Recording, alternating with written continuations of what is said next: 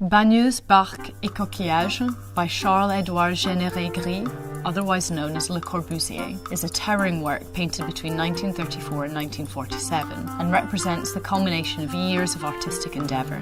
Le Corbusier is undoubtedly one of the great figures of the 20th century, and this painting that I'm standing in front of represents one of the high points of his creative output. Born in 1887 in La Chaux-de-Fonds in Switzerland, Le Corbusier was raised in a town of watchmakers. While studying at the local art school, he was encouraged to pursue architecture. Completing his first commission at just 18 years of age, it was clear that the young artist was destined for great things. At this crucial moment during the first decade of the 20th century, Le Corbusier was drawn to Paris. It was during this time that a groundbreaking form of painting was emerging. During these very years, Picasso and Braque would create seminal works such as Les Demoiselles d'Avignon in 1907 and Les Maisons à l'Estaque in 1908. By 1911, a group of artists, including Glaise, Metzinger and Léger, were exhibiting under the banner of Cubism.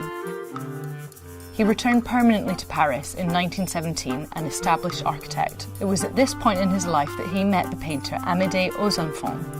Turning away from the developments that had led to synthetic cubism, they expounded a new movement that they called purism.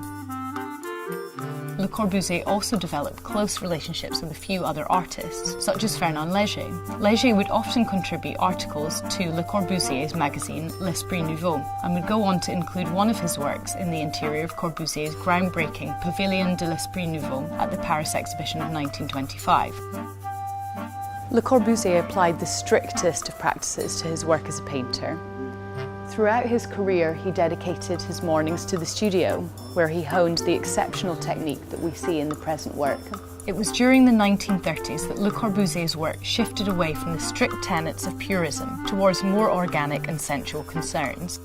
Figures had been completely absent from his purist period compositions, but by the late 20s and increasingly following his marriage in 1930, the artist embarked upon an intense examination of the body, with the female nude featuring in almost all of his works from this point on.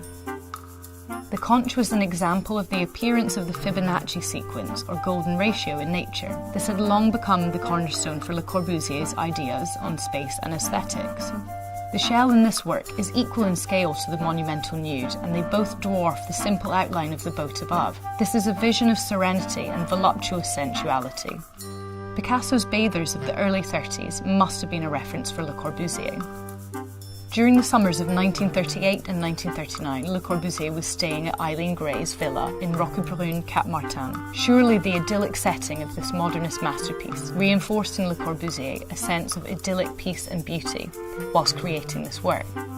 By 1947, when he completed the present work and the war was finally over, Le Corbusier set about his plans to rebuild France. He would go on to create some of the most influential, societally important architecture to have ever been conceived. He was the definition of an interdisciplinary artist, and his importance as a painter and graphic artist cannot be overestimated.